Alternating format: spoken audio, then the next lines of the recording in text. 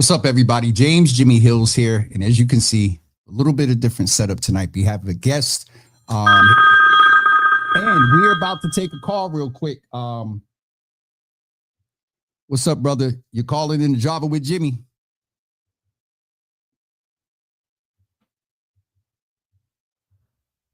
Hello? Yeah, man. Hey, we got you. So if you're watching right now, we'll explain after, but we have to take this phone call right now. So what I'm going to do is introduce you to my guest. Sorry. Can you hear me, Hold brother? on, babe. Hold on. Okay. Can you repeat yourself one more time? I'm sorry.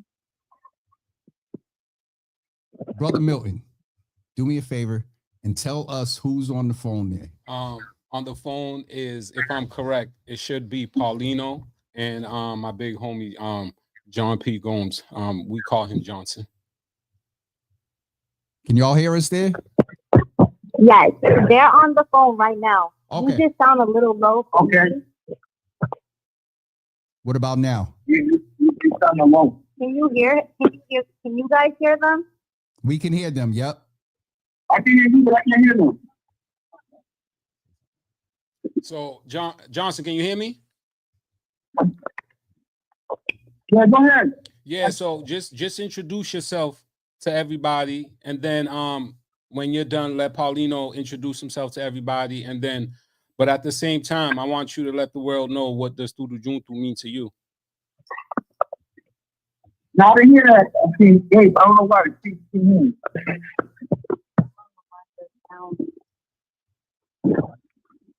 Like that. Hello? Can I try to call back real quick? Sure, you can try to call back. Okay.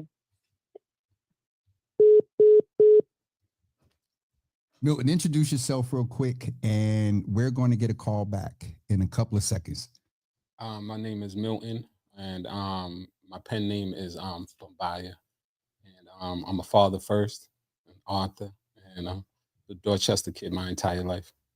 And I, some of you aren't going to see me in the background because he's the center of our interview tonight. But a couple of weeks ago, we got to speak with Mario Rodriguez, and he talked about you, the good brother Milton. And there's a lot that you all are working on. I just want to give some context. We're going to get a call back in a minute, but this is something that you're not taking credit for. The brother that's getting ready to call in, tell us about him and why it's important tonight that we hear from him. And then we're going to definitely talk about you and your story. Okay. So first of all, like Tudu Juntu is a movement that started in MCI Norfolk. It started amongst Cape Verdeans, and then. All right, let's see if we have you now. Can you hear us? All right. Okay, here we go. Got you? Yeah. All right. Milton, introduce who's on the phone, and then y'all are going to take it from there. For those of you that are watching, trying to figure it out, this is Java After Dark. Promise you, we're going to make sure you have all the context. So Milton, take it away. Introduce this good brother on the phone. So if I'm correct, this is Johnson, right? Introduce yourself. Johnson? Yep. Introduce yourself. My name is John Gomes. Everybody knows me as Johnson. And I'm here with Paulino. It's Paulino Miranda.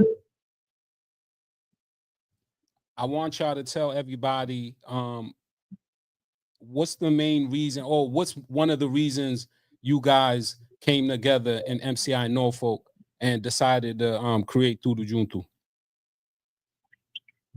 All right, so as a founder of Tudu Juntu and now the main member of Tudu Juntu. So going back, man, years, man, we just been fighting, fighting, going to the hole, just watching people just coming in, generation after next generation, doing the same cycle. It's just like our people just losing, So I always build it, brothers, and a lot of brothers felt that same way, but wasn't really doing nothing.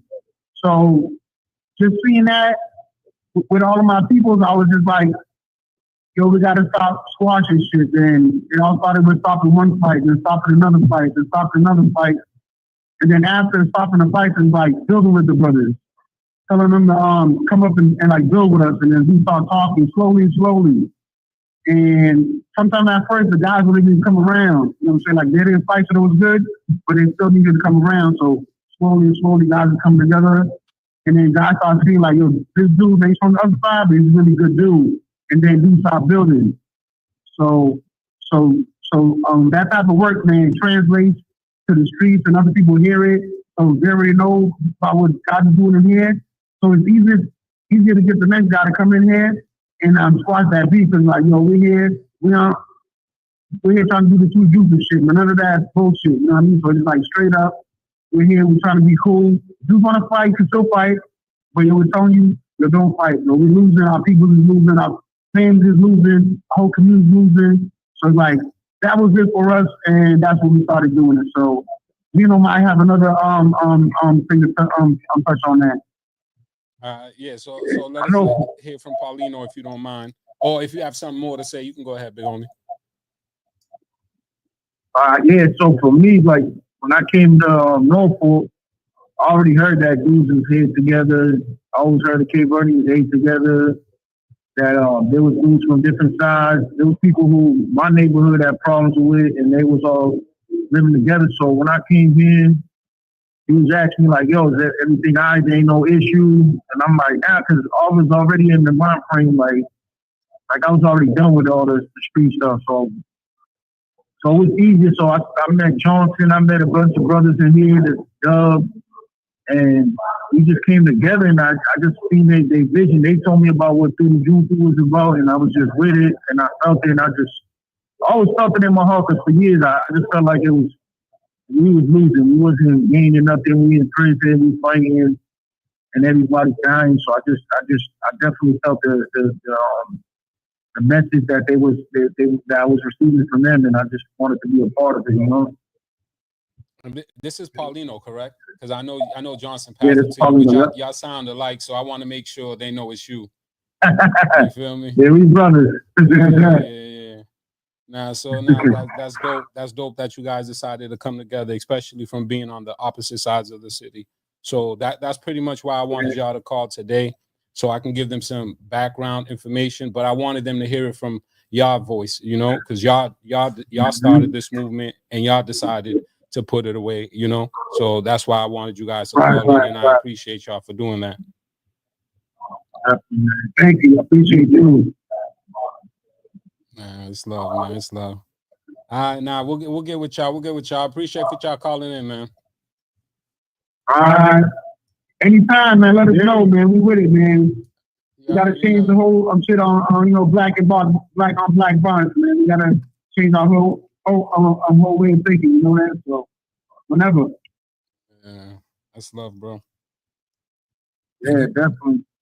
Thank you, gentlemen, for calling in. And when y'all are ready, we'll make sure that you can share your story and whatever you need to share here as well. So it's all love.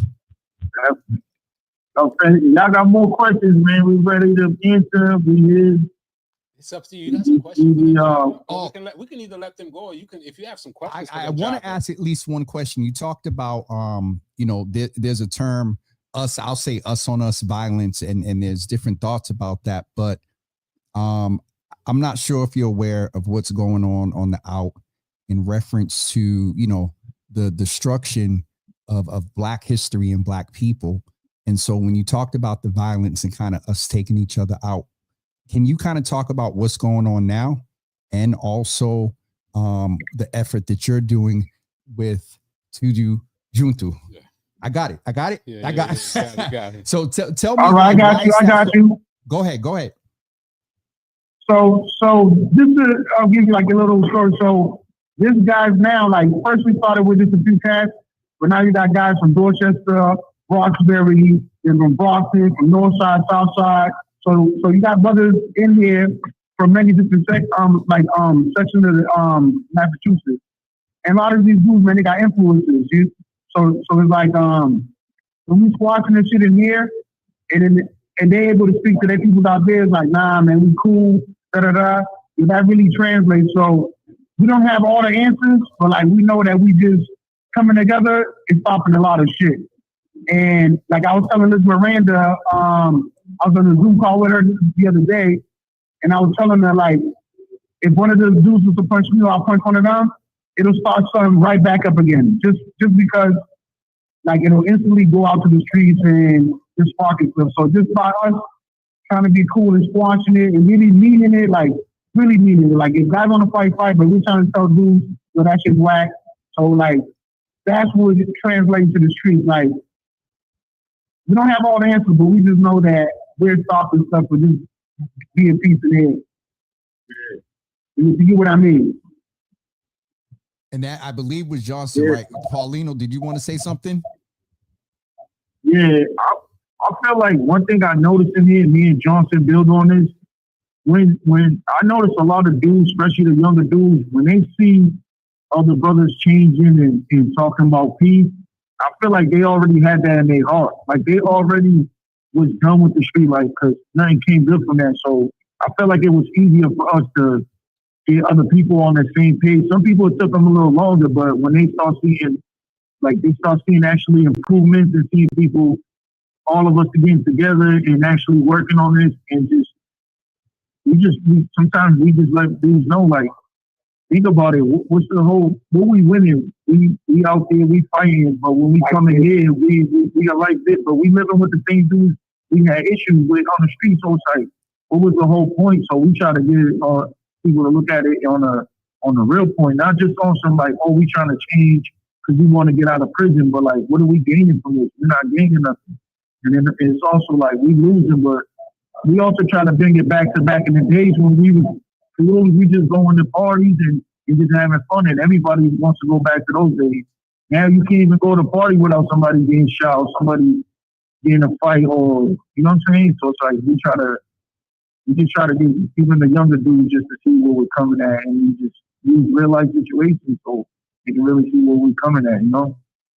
Absolutely. I want to thank both of y'all because you don't have to do what you're doing. You know what I'm saying? While you're there on the end, and as much as people may think, you know, that there still may not be influence, there is still influence that you're having out. And so, like I said, when y'all come home or whatever, just let Milton know, and the story is to be continued. And we got y'all.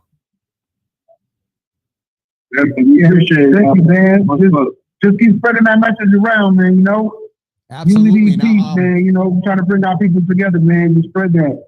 And man, you gotta come up, man. It's bad times, like especially during these times, man. Especially times, man. We gotta get ourselves together. And I'll make sure I let Senator Miranda know that we talk. She's a good friend of mine, and I'll make sure I mention y'all. Yeah, word up. Tudu Juntu. All day. I already know. All right, thank you all. All right, that's what's up. Thank you, yo, Milton, man. Thank you, man. Much love, Milton. Thank you, brother, too. Y'all already know. All right, brother. Thank you. All y'all brothers, man. Thank you. All day. Love y'all, man. Love, man. All right, peace. You see. So, all right. I'm not on camera. Tell me why was that important? And then for people that don't know, and I'm being very adamant, and I keep looking at the word, and I know I'm going to overdo it. Tudu Juntu.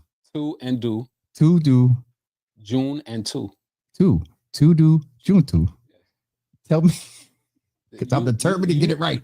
You heard exactly the reason why I do it, right? The world don't know. My big homie's a lifer. Yep. Get it? Yep. If I'm not mistaken, Paulino's a lifer. Yep. A lot of these men don't have a voice. So as they're speaking, I'm a kid inside. So I do it for them. Yep. You get it? Yeah. These men was put away like they was nothing. You get it? My little brother's been down for 22 years. You get it? Yep. So you know what? Hold on. I said yep out of habit. I don't. I'm gonna be 100 with you. I do. When Toot was here, he said something about being in isolation, and he was like, you know, some people, or do you know understand? I was like, no, I don't. So I'm gonna be honest. I don't. So help me and the audience get it. You know what I'm saying? And I'm going to be real. We're going to come and pull your mic up real quick because we want you to be comfortable. So keep talking, and we're going to take care of it. We got you, but I don't know. We're not going to say who. Listen, I don't know technology. I don't know TikTok. I don't know nothing. Y'all stop sliding in my DMs with all this. My teenage daughter. She gonna come save me. I'm gonna call her over for the weekend. We're gonna figure all this out. But for now, y'all leave me alone. You know, Jesus. All right, you're good. All right, we got the text set, we got the mic set. So I mean, to have them, for you to give homage to them and represent them out here. Talk about the relationship on the in and the out, because I was just saying I didn't get something, and a lot of people don't understand that there are brothers that, you know, what is the term? Paying their debt to society and all that, but they're doing more than that. They're like really trying to have an influence on at home. And so talk about that. So basically, Tudu Juntu is just Cape Verdean for all together, right? Yep. But it's just more than just Cape Verdeans, right? Yep. So there's blacks, whites, Hispanics. There's a bunch of brothers. There's literally about 100 men, and they all decided like, yo, let's just come together, support each other. It's all about coming together. Yep. It doesn't mean we have to sit at the same table. Mm-hmm. It just means we acknowledge that there was a history there and some suffering, but it's time to let it go. You get it? I get it. You know, most of us that's really been in it, I get the pain. I felt every single one. So I understand the magnitude of the ask, but these men, some of them are innocent and some of them are wrongfully convicted, right? But I'm just, real. Yep. So I want to say that, but I'm gonna just, you know, that's a story for another day. But what I want to say is, some of them are there for harming each other's family, if it makes sense. Yep. So they're both there. They took 2 L's, if it makes sense. They lost a family member that initially inspired them to go do the drill, to ride out, yep. and then it ended them. You know, this is cycles, the back and forth. Yep. You get it? So now those 2 men they technically took their L's, their lifers, and they're basically sitting there with nothing but time in their hand, and they go, you know what? It was all for nothing. We should have had conversations. So what these men decided to do was like, yo, first let's stop fighting. Let's start having conversations. Mm-hmm.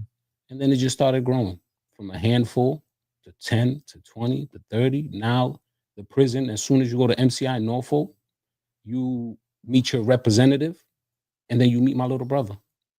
Because my little brother's gonna tell you this is what everything's about. My little brother's Odeir Fernandez. They call him Powerful now. So that is a name that is totally not unfamiliar to me. I'm saying Toot, but he knows I don't call him that. Toot, Joey. I call him, no, he loves that though. Between us, he loves that. He loves it too. I shouldn't say it because I be having private conversations with him. All good. But you know, he came out, and that's how I was first introduced to him as Toot. Mm-hmm.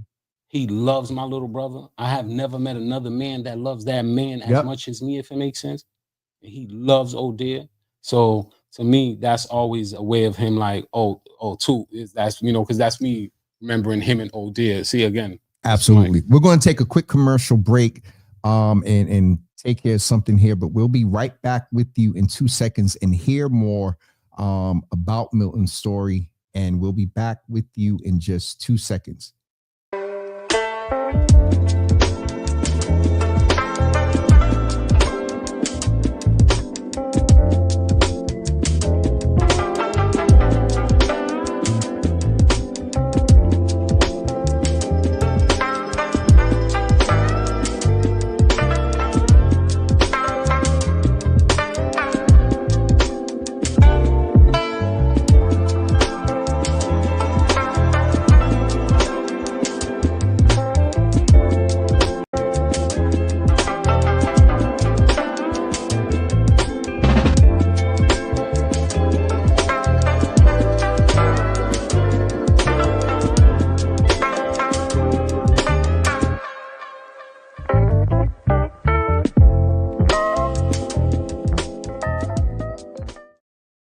Hey, everybody, we're back. I'm in the background talking to Brother Milton here. And so before we went to break, we got you set up good now.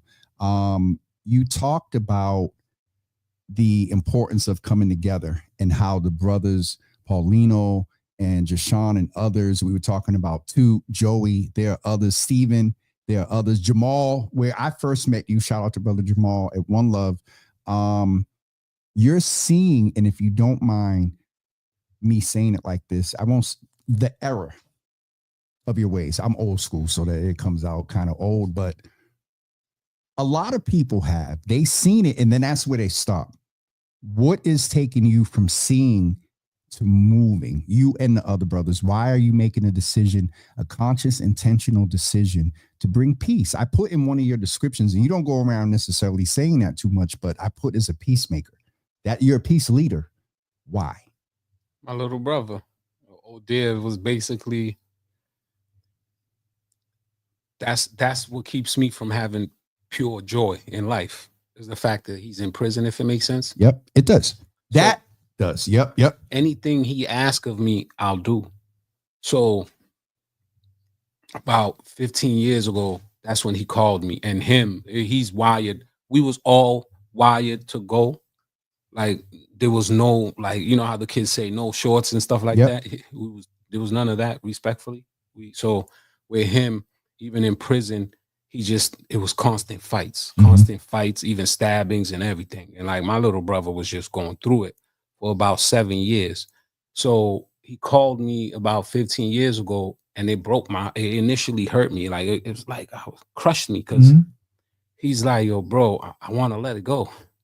And I'm like, you holding on to this for me? Don't do it for me. Yeah. Don't do it for me. And I almost cried on the phone, because I'm like, bro, you're already in hell, bro. But he's tired of you fighting. He's tired of stabbings, because there's still multiple attempts on his life. He's there for a double homicide. Right? So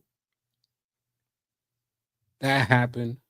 And then he slowly pushed Tudu Juntu on me. He slowly introduced me to Tudu Juntu. And I'm like, all right, that's cool. Because he understands. Everybody that we lost, I felt. You get it? The majority was my little cousins, my brothers. So everything just hurt extra, if it makes sense. These are just random kids that I just been hanging with. These are family members that are dying. Can I ask you a question right there? Do you have a number? Lost count. It's too much. Yep. And that's not a cliche, because a lot of people will say, I don't. You literally. I can't. Yeah. Yep. I can't. Yes, sir. I keep it to a minimum. Yes, sir. To what I can consume mentally on the day to day. Yep. I need to be able to function as a father first. So the only tattoos I got are for the 4 that I'm writing about. My little brother, big brother, my favorite cousin Stash, my favorite Haitian ever, Junior. You know, Pedro Sargis, my guy. Like, I love him. You know, first true friend. You know, and that still hurts till this day. Yes, so when Odir is letting me know about Tudu Juntu, and I'm like, all right, that's cool. But then he knows I'm liking it more and stuff like that, because I've always, even though as violent as I was, that's what most of them, they know me for, was the violence. Like, back in the late 90s and the early 2000s, we seen each other. It was go. It was shooting left and right. Nobody was taking shorts. Neither side feared each other. You get it? Yep. That's why the bodies piled up. Even though I look back at it, the bodies are piling, but yet everybody thinks they're winning. You get it? Yep. Everybody screaming, we're on top. But in reality, you lose one, it's over. You get it? So as he's asking me, let's put it away, I go, okay, at least I won't go against it initially. But then the big ask came. He goes, it needs to be you. I'm like, why? When he says you what? You being an example, you being a leader on the out. What was the you? Because my family, right? Yep. Because again, these are just my little cousins, right? So if I'm all the way in, then the message will always be the same nonstop. So when I'm hanging with everybody and we're hanging out and the emotions get going, instead of putting a battery in these kids' back, it's like, go home. Go home. Because I just had fun with you. You get it? We just had fun. These memories I hold on to. You get it? Yes, sir. Because I know how quick things change. So to me, no. So the message, once he's like, it has to be you, because he knows I don't play.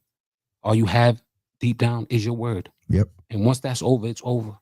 Right? So the little bit of influence I had left, he's basically like, I need you to go out there and tell these men it's serious. We're coming together. And then he slowly started putting challenges in front of me. And then slowly, that's how me and Mario came together. That's how that relationship came about.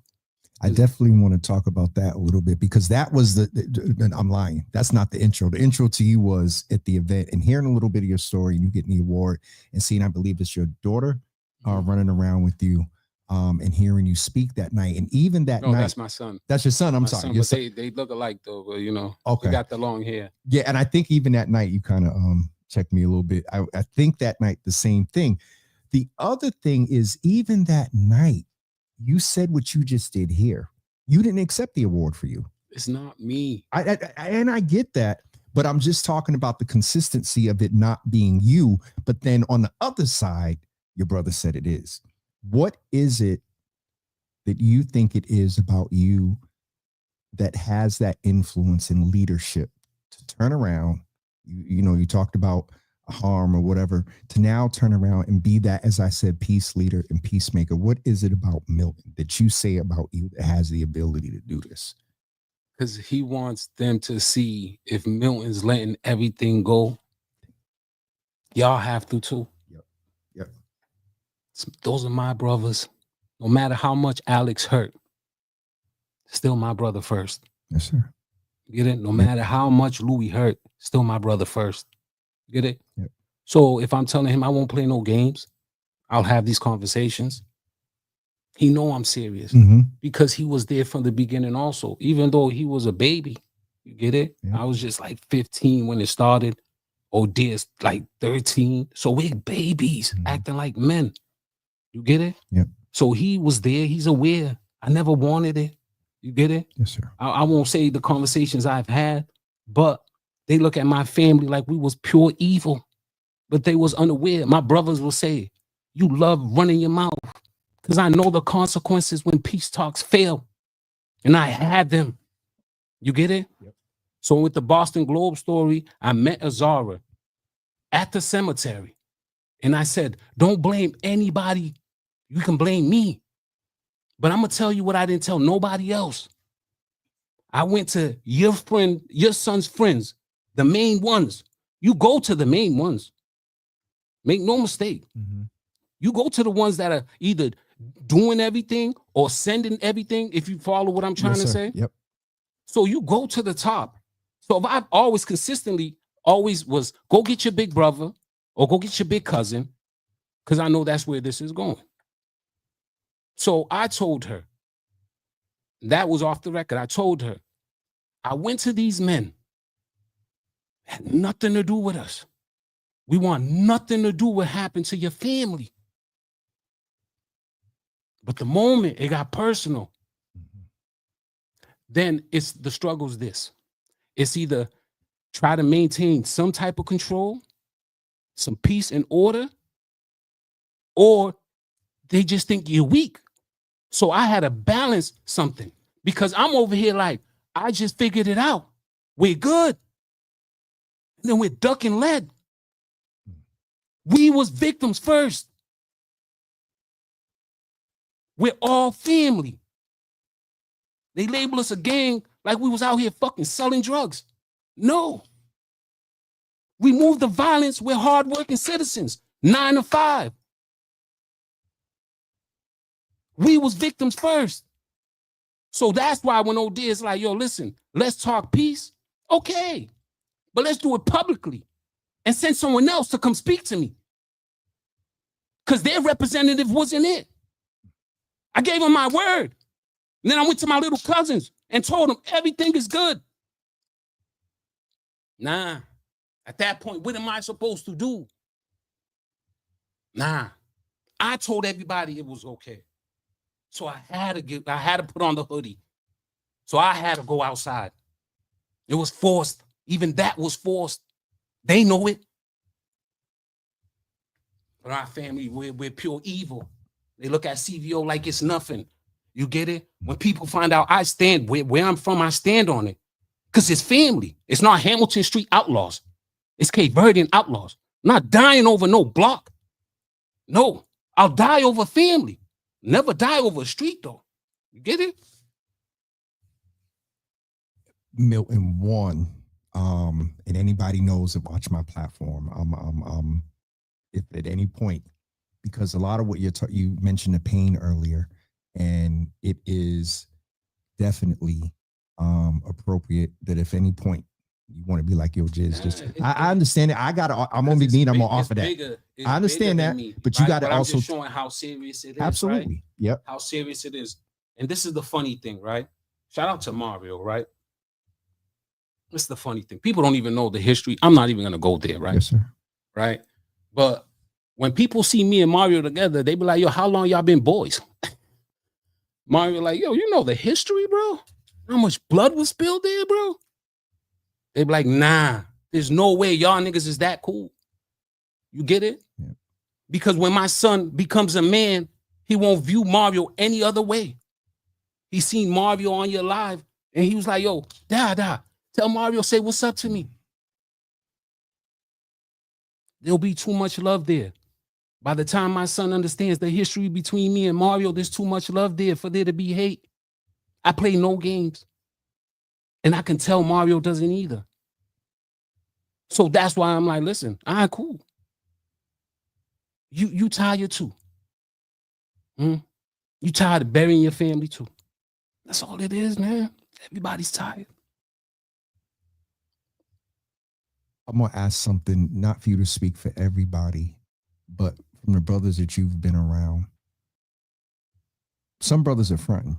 They're tired. They really are tired. I see it in their eyes. Listen, I promise you. When he told me, I said, it's a good time. It's a good time. My ears was always to the streets, even though I'm far from it. These are still my little cousins. Ain't nobody putting in work.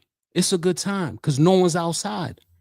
So instead of any of my cousins moving forward, die behind anything that started with me, no, let me tell you the story and how it started, and let's try one more time.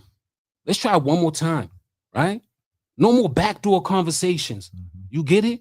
Right? Because when the main ones have these backdoor conversations, sometimes they don't go back to the little ones. You get it? I never did that. No, I go back to the little ones like, yo, let's put it away, man. So don't have these backdoor conversations and say it's peace because you don't want me to come after you. You get it? If it's peace, tell everybody it's peace. Let's leave this shit alone. Yes, sir. You get it? These are my fucking little cousins. Everyone hurts. Everyone. I can't think of them. I can't. I stop at Stash. I can't. Because I can't think of little Jason at 13. I can't. That little kid was fucking innocent. Can't. The way he looked at me, I'll never forget it. The day he died, the way he looked at me, it's like I was a fucking celebrity. You proud of this shit that I was doing, little cuz? He fucking died right after. But the way he looked at me, he's like, oh, my big cuz is here. That image is stuck with me. Nah, they got to know me for something else. They got to believe in me for something else. That street shit ain't it. I never wanted it. It was forced. I just had to stand 10 toes for my fucking family. That's it. I understand what you said. So I'm going to respect my guest.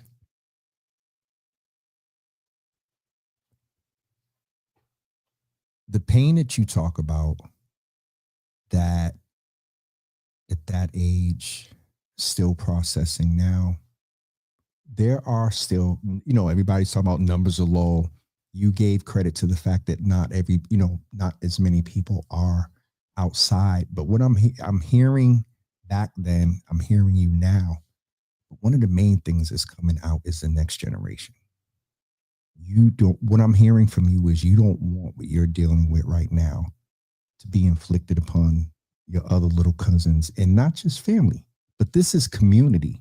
To what you and Mario was talking about, Johnson Johnson and Paulino. What they were talking about, I'm hearing the next generation that you're ensuring that they don't grow, because to be honest, some of these beefs going on out here, and I don't want to say beefs because when you talk about family and my head is everywhere because there's a lot that I want to ask and give you an opportunity to talk to. But the main thing I'm hearing from you in the past few minutes was the next generation.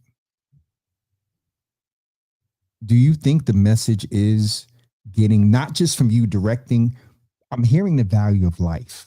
You talked about your son seeing Mario, not just his uncle, but I thought you were going to say you wanted to see him as a man, as a black man, as a human. Is that message getting to this generation? It's a work in progress. Right? All right. Right. Yep. Let's keep it 100. Yep. Because, and I get the process. Yes, sir. Because I had to go through it. It took years for my little brother to get me on board. You're asking me to let it go. Mm-hmm. You want me to let it go? I was honest with the Globe, right? The story comes out this month, right? It's about family, right? I told them, I don't know if I was still physically able to go, if I would be doing what I'm doing now. Because it's a lot to let go of. Funerals every fucking year. My mother crying every fucking year. It's a lot to let go. So it took years for him to convince me. I'm still trying to convince my twin. But I know I know what the ask is. Because you have to ask, the ask is big because you're asking to the men that it really matters to. The ones that are holding on to that fire. They think we just out here being crazy and violent. It's the love. You get it? It's the love they have for my little brother that fuels them. But I don't want to bury none of my little cousins. Get it? My aunts and uncles, the way they look at me, it's like I'm the devil himself. Get it? They don't know I was out here ready to die for every single one of my cousins. I had to be that for my family. You get it? In life, we put on masks. For me, I had to put on the devil mask for my family. Get it? Just because I'm the oldest and it is forced at this point. Get it? I'm a lover, my boy. Get it? I'm a Libra. I prefer to love. You get it? Every time I shot at these niggas, I went home and prayed about it. Because I'm like, listen, I'm going to take the proper steps. I'm going to have these conversations. Get it? Then I got to pray about it. That's how my mother brought me up. So that's why I never started nothing. They won't tell you that. Never started nothing. Get it? I always was like, go get your big brother. Because I'm going to have to try to convince your big brother, yo, let's put this shit away. But sometimes the big brothers need a lesson. You get it? So occasionally on Bowden Street, I gave out lessons. And respectfully, we walked away. We walked away. But then it just started getting bad. Nobody cared to use hand. Nah, that's me. I love that. I love combat. You get it? Mm-hmm. My dad raised men. I prefer to fight. First time I got shot is because I was trying to fight. You get it? I didn't understand the situation. Fresh out of jail. Get it? Got shot, whatever. That's it. Shit happens. Learn from your mistakes. I can't let you get away with saying learn from your mistakes and make it light like that, because a couple of brothers that I've talked to, a lot of people do not understand and think. Well, that part when I said learn from my mistakes. Oh, no. Just meaning next time I'm going to just come out with my gun. Yeah. Because I was trying to fight as a man and they shot me. You get it? Thank you for that clarity. Yeah, that's what I meant. Not even on that point. You have used the word forced 7 times. A lot of people think that this is for some brothers that are in it. It's by choice. They stay in it because it just is what it is. There's a small portion, no matter what you do. Brothers are just about that life. Small portion. When you talk about the force and whatnot, and you never started anything, this will be the last question in this space because both of us are high old brothers, and I'm about to turn beat red because I can't see you in this pain, and I've been keeping myself pretty much straight. That force piece of into this, society doesn't understand it. You can only understand it if you've been in it. So for lawmakers, for parents, for DYS workers and whatnot, that sit there, and when you talk about even within your own family, that because of some mistakes, bad choices, or whatever, you're viewed as being so evil. What do you say to those people? Ask your kids. Ask your sons. Ask them. I was really out there trying to save their lives. You get it? It was my little cousins getting me in most of this shit anyways, if it makes sense. A lot of this issue didn't start with me. Because as soon as I get into a little confrontation, what's going on? You get it? What's going on first? Let's talk. You get it? So to me, they view me a certain way, but that's because I also understand their kids was hiding it from their parents. I couldn't keep nothing from my mother. There's too much gunshots coming to the house anyways. Like, you know how many times I had to pull my mother off the porch? Because we're getting shot at?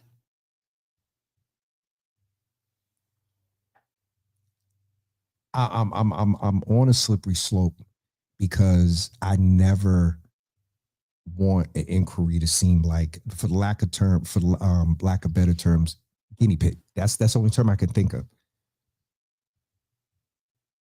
But out of these conversations, I haven't had, when Joey was here, he talked about the pain similar to you. He said he stopped writing. Somebody gave him a typewriter and he stopped because it was too painful. So this is why I'm going a little bit this way before we switch up, because I want to pull you up a little bit.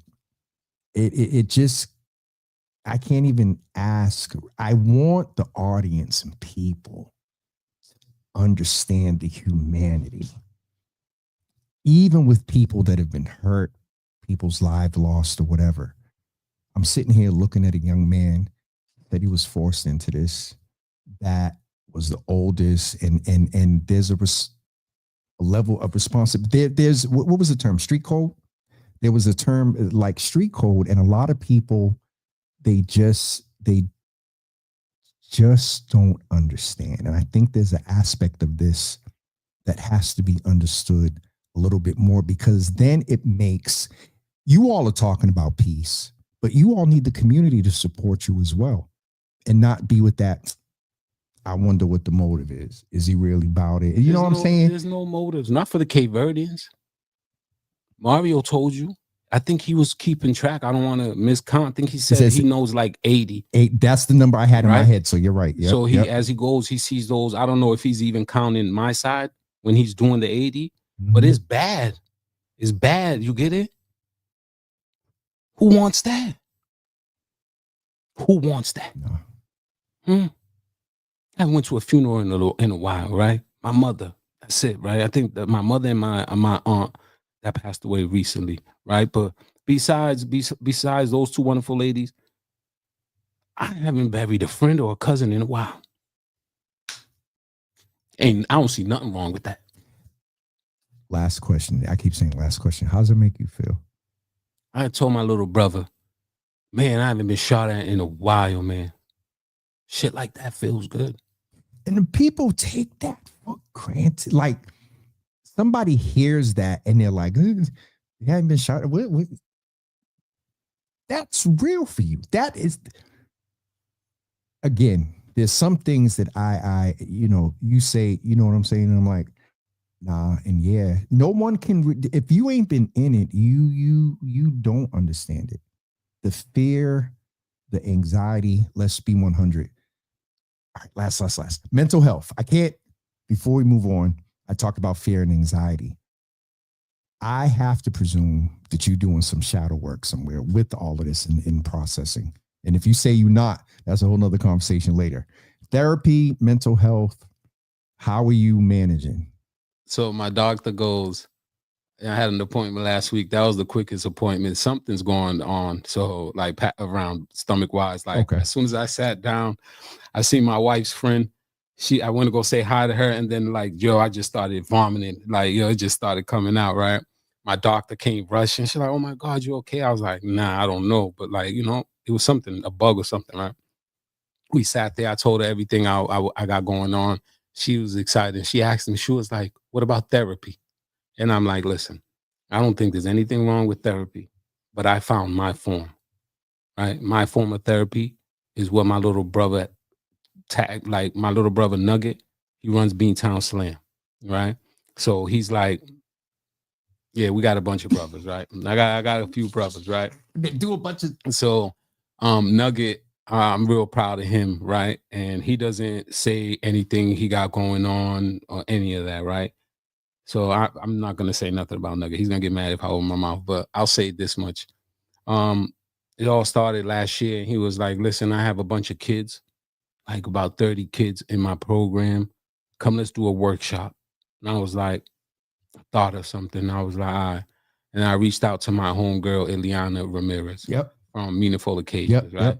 I was like, yo, sis, my little brother want to do a workshop. I need your help, but it gotta be for the free though. You get it? It's a nonprofit. My brother's just scraping by, and I refuse to take $1 from him, especially if I can help them kids, right? So she's like, I got you. What is it? I said, let's come up with a workshop. Let's call it Let It Go, Let It Flow. Where we go talk about our feelings, and it's a safe space.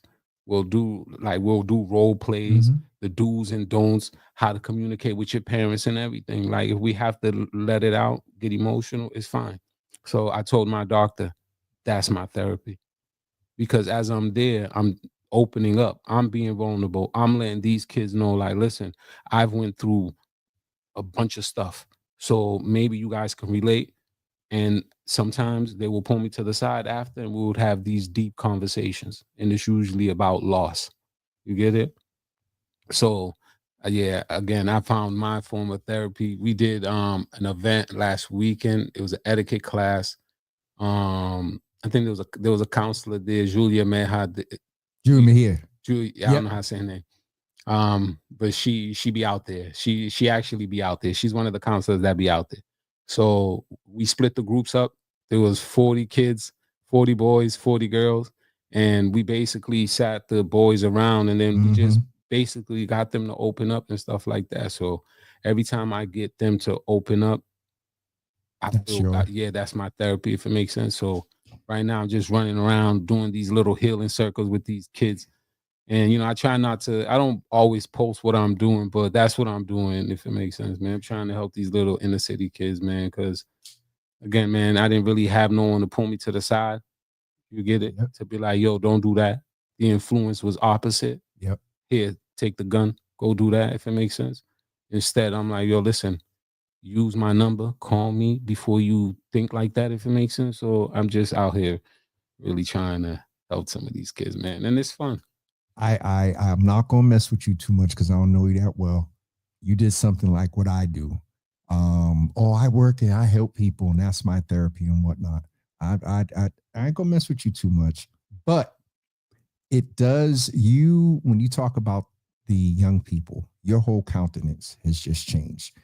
I want to go to that and some of the other work you're doing, but before I do that, you've taken a lot of the pain and the experience, and you are a bona fide author ×2. I still don't say I'm an author without smiling. Say it without smiling. I still don't take that serious because it was my little brother that was playing with me. Like, he was like, yo, come on. Like, old dear was like, yo, listen, man, you just always on that couch. You're not doing nothing with yourself. Like, yo, come on, bro. He was telling you to write, type what? Yeah, he was like, listen, I need you to, because he was there from the beginning too, but I was really outside before him, like a couple years, because he was just too young. So when I say I was outside with the older ones, if it makes sense, right? I would hang around because at that point, like Paulino said, Cape Verdeans, we used to just always party with each other. Like that, there was a time where we would go to Hancock and party and like just mingle. Like, No drama. I'd rather mingle with those females, anyways. Those aren't my cousins. You get it? That's what I want to do. So, you know, I forgot what was the question again. That threw me off. The question was, oh shit, I done forgot. The question was, crap. I was talking about the author. The author, and right? Yeah. So he was like, "Listen, just get off your ass." Just like that. It was just simple. And I was like, "Listen, what you want me to do? All right, I'm a high school dropout. All right, listen, I math was the only thing I took serious. I know I needed to know my numbers, but writing, grammar, all that, you're asking for trouble. Like, I don't know if this is gonna make sense, but I didn't tell him no.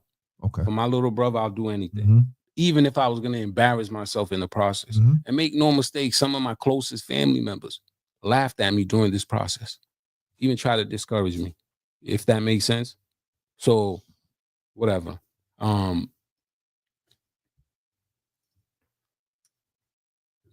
Okay, go ahead.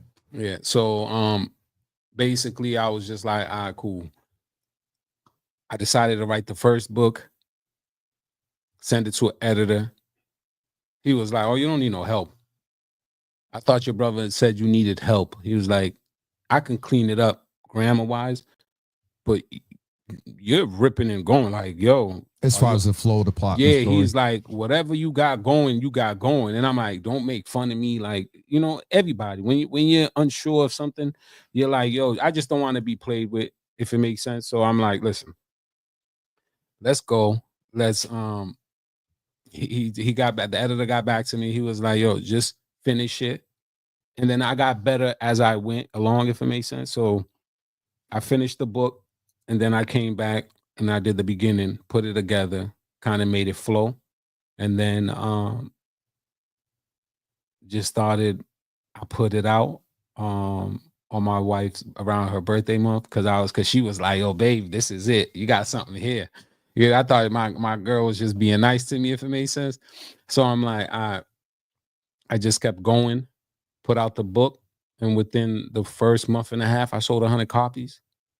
Like instantly. Like I'm a little over 300 copies sold so far, but that was always the goal and the number. I don't know why I put 300 in my head, but that was the goal. So, and then I realized I need to start taking myself a little more serious. So the second book, I did that. So that's what I'm currently, it's done, it's edited. And when is it? Is March? come on, right? March is the deadline. Like March is the goal. It's set. It's on there. The countdown. Everything's submitted. Everything's approved. But I'm getting, someone's proofreading it right now. My homegirl Steph's proofreading it right now. Shout out to Steph. She's gonna make sure everything's correct. She wants it to be perfect. She doesn't want no mistakes on this book this time. And she's like, bro, you need to start taking yourself more seriously. You need to start believing in yourself with the writing. Because she's like, not for nothing, you're a good writer. Tell us what the first book's about, the title, where can they get it? So the first book is I Am Junior, Young Outlaw. It's about Junior. It's about my friend. Basically, shout out to his sister, Vanessa. One day we had a conversation, and, you know, I'm not going to get too much into details, but she was a little emotional about it, if it made sense. Like, she was emotional at the time. She was like, you know, she felt like, she was a little emotional. She felt, if it made sense. Like, she felt like we forgot about her brother. Even if she was joking, don't play like that. Yeah. Don't play about Junior. This all started because of Junior too. You get it? He was the driving force too behind this whole back and forth. Junior was my first friend we ever buried in America. You get it? So to me, even if she was playing or not, it bothered me because I was willing to die behind Junior, if it made sense. So once my little brother told me, yo, write a book, I just told myself, just write about Junior. Just write about my first loss, if it makes sense. So what I did was ask his sister. There's a part, I'll give you a little snippet. There's a part where He's talking about chicken in DYS, where cause she's like, yo, I snuck him in some food. So I made that whole story up. But she goes, him and the mother went to go visit him when he was in DYS. He was there for shoplifting, right? They didn't know I went to the store with him that day. So I'll write certain stuff that I did with Junior, but from his perspective. Yep. Makes sense? Yep. So even though I'm writing as if I'm Junior, I'm not Junior in the book. I'm not Stash in the book.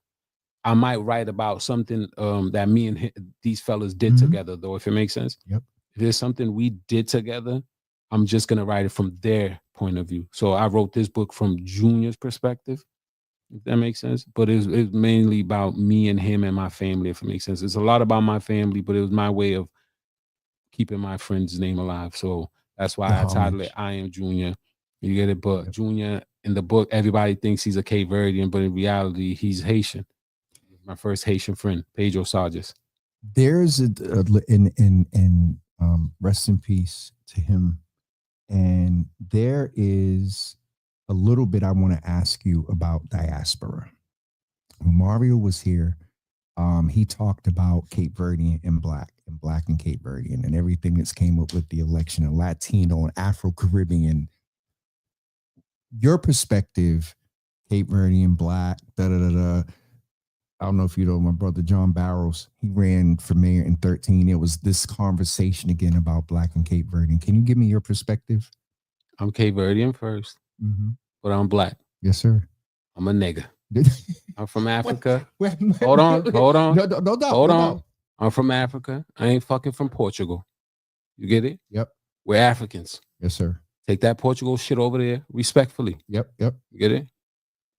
So I'm a Cape Verdean. I was born in Cape Verde in Fogle. Came when I was 5 months. My sister, she's like, boy, you gotta do your math. I was like, listen, man, damn, shut up. Like, you get it? But she was like, it's 5 months. So yeah, shout out my big sister. So 5 months. So yeah, we from Africa. Yes, sir. I'm African. I'm Cape Verde. I'm a nigga.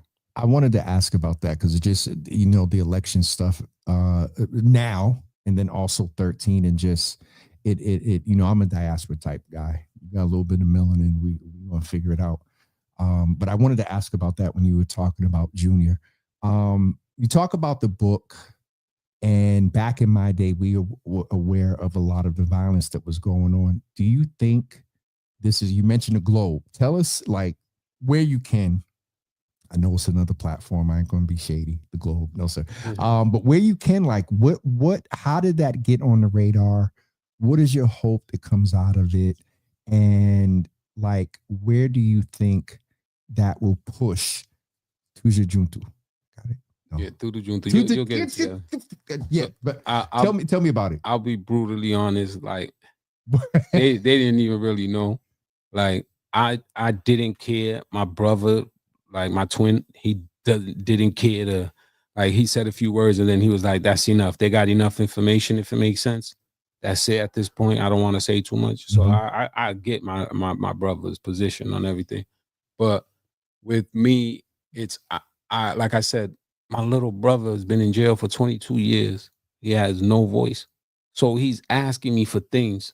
You get it? So to me, with the Globe, when they wanted the story from our side of it, from the Cape Verdean history, the back and forth, that's what the story's about. The only way I agreed to tell it is if they included my little brother, Odir Fernandez. Because I think what they're doing is important. I don't want to talk about the back and forth just to leave it there. No, I don't want nobody to think I'm over here glorifying anything. Yes, sir. You get it? That's the last thing. I don't think I'm the toughest guy or none of that weird shit. You get it? We can all die. So I don't play about that. Right? So when they want to come tell these stories, it's like, hold on. What's the angle? And where you going with this? You can have my story to some degree, but we got to tell them about Tudu Juntu. Because in order to tell our stories, we have to come together. We have to have some form of peace. You get it? But I understand why some people do want to tell the story. It's important. You get it? But I found a way to tell our side of the story without disrespecting the other side, if that makes sense. Yep. So I make up some stories, but I'm bringing you to how we was living. Get it? Stash's book is pure violent. There's nothing but shootings in that book, because that's what America wants. In Junior's book, I didn't even. In Junior's book, he didn't even do a drill. He didn't even do a shooting. You get it? But my boy Junior got busy. You get it? Yep. But that's not the message I wanted to put across. I just wanted to bring, open, like, look at how we was living. You see, at 15, I really did see that dead body. So let me write about it. You get it? So I really put things that how we was living and the circumstances I was under. So with Stash's book, it's the same way, but except it's pure violence, right? And is that the second book? That's the second one. That you can't just say the book without giving us. It's I Am Stash. They all have the same title. I Am Stash. It's just different names, same title. Like I Am Stash, I Am Junior. Then the other two books is I Am Louis and I Am Baby A. And those are coming. Yeah, those are the last two books. Okay. Right. So Stash is the second. Out of and that's 4. Dropping when? March 1st. Okay. That's still the deadline. That's still on the counter, on the clock. You got the link? It's not live yet. I don't think it's live yet. Okay. You get it? Yep. So Stash's book, the reason why I did the violence the way I did it is because I'm gonna give you the consequences. Okay. You get it? I'm gonna give you the consequences with the third book. So that's the only reason why, because America, they promote this shit like we're rock stars, like we're celebrities, like putting in work is a cool that's thing why to I do.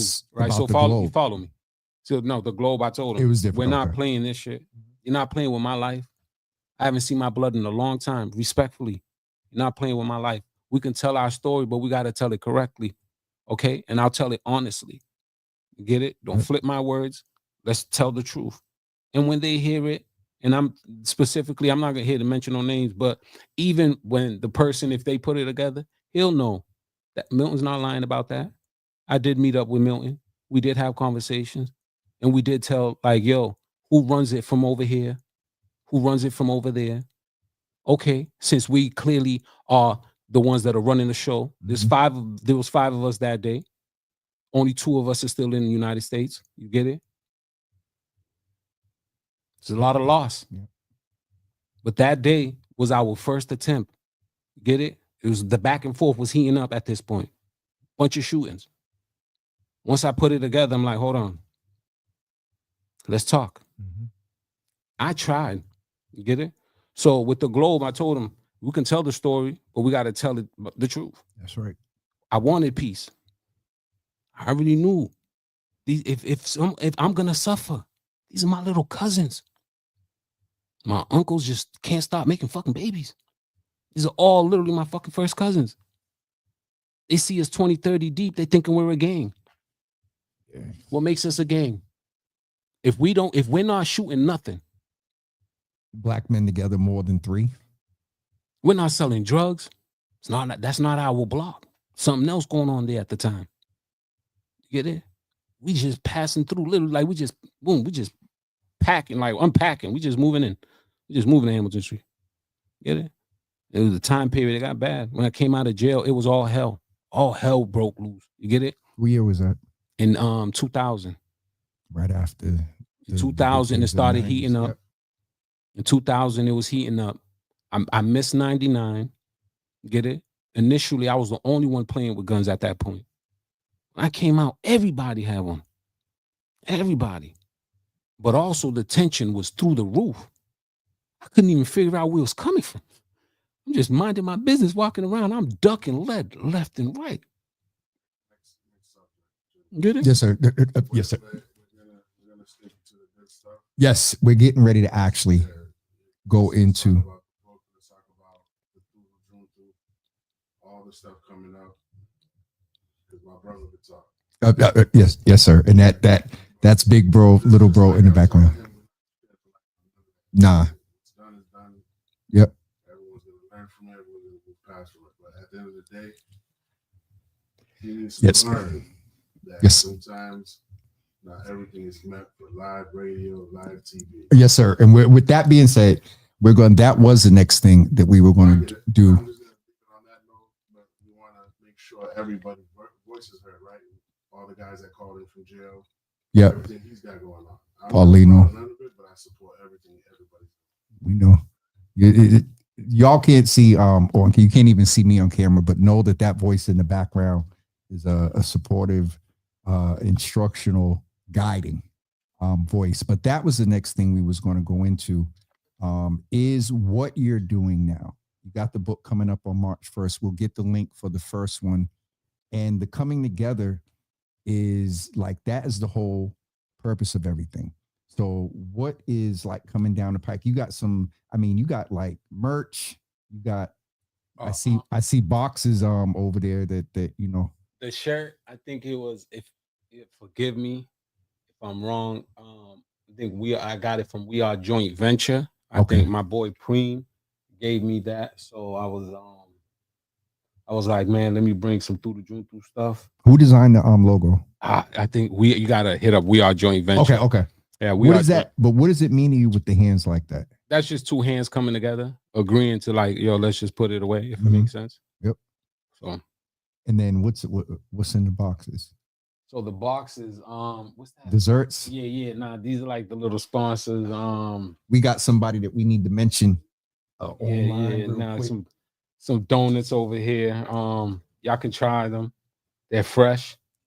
This is from a collaboration for the month of February. This is Buddy's Silver Flame. Wait a minute, am I saying this right? Yeah, Silver Flame. Okay. She does candles. That's my little cousin. That's my favorite little cousin. You know, I'm public about mine. You and Mario definitely are into the promo of others. So we got main course, braised short ribs, mashed potatoes, or honey roasted chicken, mashed potatoes, and then donuts, a red velvet, or what's Biscoff, the things on the plane? Yeah, I think that's Biscoff donut.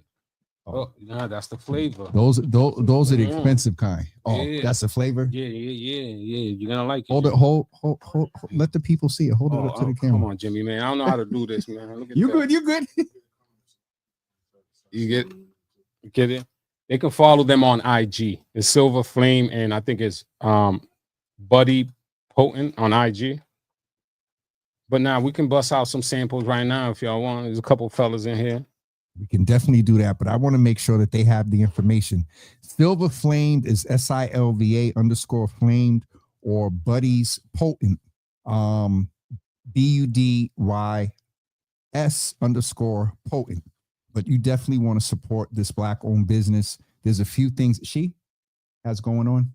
Yeah, she has going on for Valentine's Day. Yeah, so they just got to go on their IG and look it up. Listen, I don't know how to do none of that stuff. But I told them, listen, if whoever got anything, let me just go. I'm going to plug y'all in. I'm going to shout out everybody. So he want to pass the donut. Now y'all got to look at the donuts. The donuts is here. You got to check out the red velvet one. Yeah. Hold on to one of them red velvet, brother. Oh, which one? You in the shot. Yeah, that's cool. We getting ready to not wrap up. I want to make sure I cover everything that you're doing. So is there I think Mario, is there an event? Is this going to turn into like an event? So or we initially did an event in Copley. All right. Okay. So that was in that was over the summer. The city sponsored us. We held a coming together event, and like that's just when we initially got the talks going, and that's how we basically decided to let's have further discussions on how we can bring the community together. And after that event led to the toy drive event. I was definitely okay. We're now going to bring me back on camera. We're working with the tech. I think we got it pretty right. But anyway, that's one of the things I wanted to ask you about was a toy drive, because that was one of the things. There was a picture I saw of Ro. Were you in it? Yeah. Mario. Mingo. I think, and there was somebody else. I don't want to. You getting the name and names. I always say I names. think his name's Why y'all looking at my donuts? Y'all ain't getting. I think his name's Anthony. If I'm not mistaken, I think his name's Anthony. And You know, we was all from different parts of that part of Dorchester, and it was just like, yo, why not? Was that one of the first things of the event since you've been aggressively trying to bring everybody together? Was that one of the first like events? No, it's because no, that's the second one. Like we've done multiple Tudu Juntu events. We've had a family lunch at Cesaria, and we've done stuff to where it's like, yo, let's bring the community together, and basically just letting everybody know, hey, if you see me in public, just know I'm not out here being weird or anything. Everything's love, and I'm out here trying to be positive and, you know, help.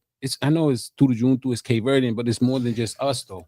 It's everybody. We want everybody to just come together, just embrace the feeling of just all together, leaving the bullshit alone. So that's the same thing I say about Black Joy. And I mean, I'm only say it for the white people, maybe a little bit different now, but Black Joy is not confined just to Black people. And Tudu Juntu. Did I say? You getting better at it? You getting better at it? By the time, March could say I'll have it right. But nah, it that goes back to the thing about diaspora, because right now, if we got pulled over, nobody's asking me, am I Black or you Cape Verdean or what I speak? I'm going to be a Black man at the end of the day, you know. So I that's something. The election for me, it messed me up a little bit because I saw some of our the numbers with our Latino brothers and whatnot. They was in favor of some of this crap going on now, and that's why I asked you about diaspora piece, because it's going to take us coming together to fight that dude, you know, down in DC. But most of the time, or all the time, it's just if I see you and you look like you Black, Latin, Cape Verdean, something, it's automatic, like the nod, the international nod. You ever give somebody the nod and they don't give it back? That hurts so bad. But I want to make sure we cover everything that you're doing. The book, the Globe. Is this for sale anywhere, or are you gonna have this? You're gonna have that. That's mine. Yeah, that's for mine. you. That's for you. And I got my boy Preem gave me that shirt, so I kept it there, and I was like, you know what?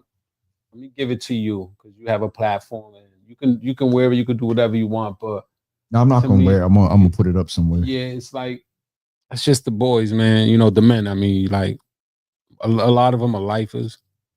So, and that makes me want to just to Paulino and Johnson, because I said when they come home, and that just they still take for granted. Yeah, some of them, even though they got life, I think some are eligible for parole. And Johnson got something he's working on. I'm not trying to put his business out there at all, but these men, like I said, a lot of them are still fighting. A lot of them are wrongfully convicted. Shout out to my girl, Jackie from the Harriet Tubman Project.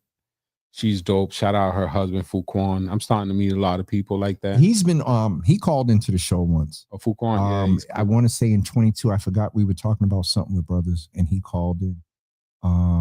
But my mother's on there trying to jack my shirt already. tell her we'll make her one. Ma, he'll get you one. This is kind of, I won't say part two. Mario talked. You talked, but you want to tell people what's up next as far as this?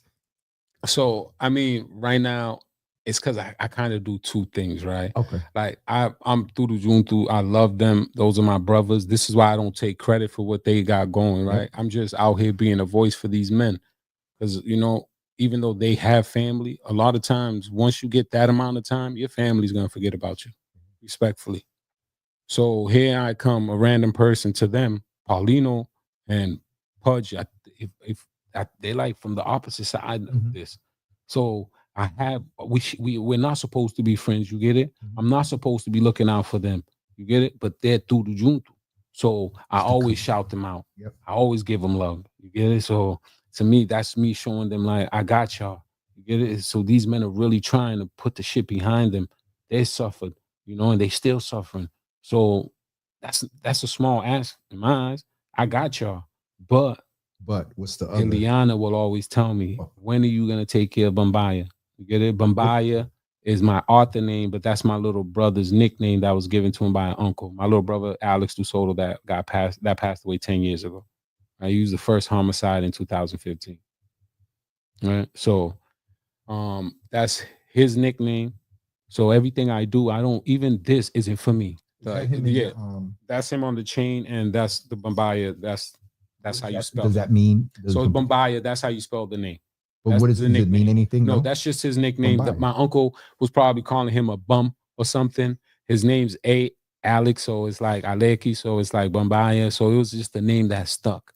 And they both passed away, if I'm not mistaken, the same year. So, and that uncle died on my big brother's birthday. So to me, I felt like, if I'm gonna start something, I never do anything for me.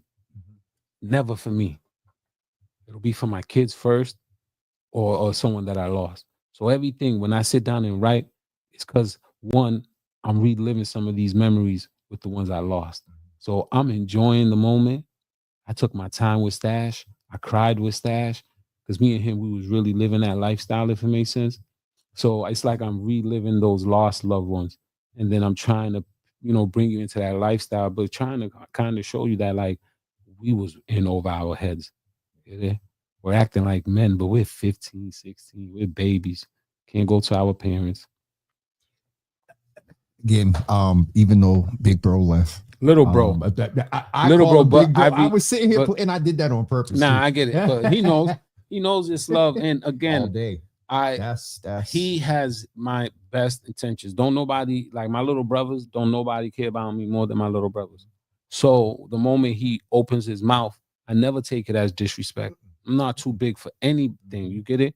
This is how people get caught up in their own bullshit, right? Egos and right. I always remove that before I walk in that door. I don't care what I put, work I put in, nothing. I walk in there, I'm just a regular man like everybody else. So when my little brother speaks up that way, I listen. Get it? There's no need for me to go back and forth. There's no need for me to tell him like, yo, don't talk to me that way. Get it? I understand his intent. Yep. Bro, chill. All right, little bro. But he's the only man that has that, though. Make no mistake. No one else have it. Because no one care about me like my twin does. You get it? Yep. He used to get blamed for a lot of shit. And it was me. It's just how active I was. My twin was all business, money. Yep. Want to open a store, do something with his life. But here I am. I just couldn't let it go. Get it? Yep. I wanted it all. Get it? I wanted the back and forth. That adrenaline was real for me. And again, I'm on the move because I know I can hear him in our head about not going too far back into that, and to talk about the probably good. call me. We probably, I turned the ringer off, but the second part I was talking about, or what's coming next, that's the author. But in relationship to this, we had Mario a couple of weeks ago. We had Milton today. Yeah, no, I don't know if Mario wants me to speak, but Mario hit me up right after. He was like, yo, bro, I'm doing something. I don't want to put no business out, no info out there. If Mario was like, go ahead. But Mario knows, like, we know how important it is. Yeah. Because I told my little brother, Mario's the fucking key, if it makes sense. Because that conversation, it took me 5 minutes to know. Where was you, Mario? I swear to God. Where was you in 99? Where was you in the back and forth? Why wasn't it you? Right? Because I believe it. Like with Mario, I go off energy. Within 5 minutes, I already knew. That's why when we're around each other, and then you tell people the history and how bad it was, they be like, how? My friends in my DM like, can't be me. You're a better man than me. How dare you stand next to that man like that? You're a better man than me. It's not about me. When I tell y'all, I felt every single one of those. I don't want that feeling no more. No. And not just for not you, for me, for them too. For them too. For them too. They call them crazy, but the reality is they suffering too. It's trauma that fuels them too. Yep. They love their cousins too. Yep. So no, I am a better man than you then. When you said that, I was and there's a thing, there's street code, there's conditioning and whatnot, but deep down inside, I think all of us want the peace. Dudes want to be able to come home to their wives, to the kids, and they but by force, as you said, or by life circumstances, sometimes bad decision it happens. But as long as like you and Mario and others, little big bro and others are doing a lot of work out there, it's and what I see y'all doing, it's not no limelight, quick camera, and then you're out. This has been how long ago did your brother ask you to do this? So it took off quick. When he told me to be part of Tudu Juntu, it was literally last year. Somebody from the city, all this started happening quick because I just moved. You give me something to do, I'm gonna do it. No, I promise you. All this happened within a year because my little brother, once he was like, I'm gonna ask him to take this on and go. Make no mistake, he knows I'm all in, and at the same time, I gotta let go of some friends. Make sense? Because I can't sit in those rooms and have certain conversations. I need to be pushing peace all the way. So I'm letting everything go. You get it? Yeah. So to me, once I took it serious, somebody from the city's like, yo, we here. What are you guys up to? And I'm like, yo, let me tell you about Tudu Juntu. Had a meeting at City Hall. I said, with or without y'all, I'm going to get this together. Because I know how it is important for us to have conversations, but I want to do it publicly. Because I tried back then. So let's be public about it. Yep. We want no problems with nobody. You get it? Let's all leave it alone. So once they seen like, yo, are you serious? You can pull it off? Yeah. Respectfully, yeah. I'm not acting like I'm nothing special. I'm just gonna start telling everybody, hey, this is what we're trying to do. And then a few months go by, we had about 250 people there. We had over 160 people on Zoom, even in CV, Africa, because we have the stats and everything. So we did a dope event. We had about 400 people participate in that event via Zoom and in person. We held it at Copley. It got emotional. And we talked about peace. Me and Mario was on stage, and I was a victim twice, so two separate stuff. I won't get into details, but another family member was there, you know, somebody's uncle was there. And I looked at them and I was like, yo, I'm dead serious about all this, man. Like, I want peace for all of us, man. You know? So that's just it. I gotta acknowledge is that they ain't on camera, but there's a brother sitting here and it resonated when he said that. Peace. Yeah. The next part I was saying with you and Mario is we're gonna have Mario and Milton together. And they're going to come together. I watched the comments. Y'all have me cracking up. I watched the comments after the show. And I was like, these brothers, but it is, and I don't know half of it. A little bit he said, and a little bit you said, but y'all are an example of what brothers need to do. And I know, numbers are low now and all this other stuff, but with what's going on, in the world, some of us that have been in this space for a while believe that violence might go back up or whatever. But as long as we got folks like y'all that are like living and really being examples and not fronting on it, it can be an example. And not just within the CV community, because there's an example that y'all are setting outside within some other communities as well. And again, it doesn't seem to me as active. I'm not out there. I don't know. No, it's quiet. It's a good time, right? This is why but we got to keep it that way. Yes, because this is the difference, right? Back then, so I'll say this much about the back and forth. It wouldn't have got as crazy if it happened now. Because right now, nobody's outside as much. They say the kids are always in the house. I think that's fine. COVID. COVID, whatever. Everybody's on their phone. Everybody's chilling. Everybody got their mind somewhere else. So the problem was back then, everybody used to be outside. Right? And Boston is known for side streets. There's a clique on every side street. Yep. Majority are cousins that was eventually labeled as gangs. That even goes for the blacks. Right? Yep. So you just chilling in front of grandma's house, 6, 7 deep. Something happens. Yep. So not all of us were selling drugs, but all of us knew how to defend ourselves. So Boston, there was a time with that energy, everybody was okay with defending themselves. You get it? Yep. So back then, that violence, I can look at it and be like, wow, it wouldn't have got so crazy if everybody wasn't outside. Because sometimes the intent wasn't necessarily for the family. Yep. You get it? Yep.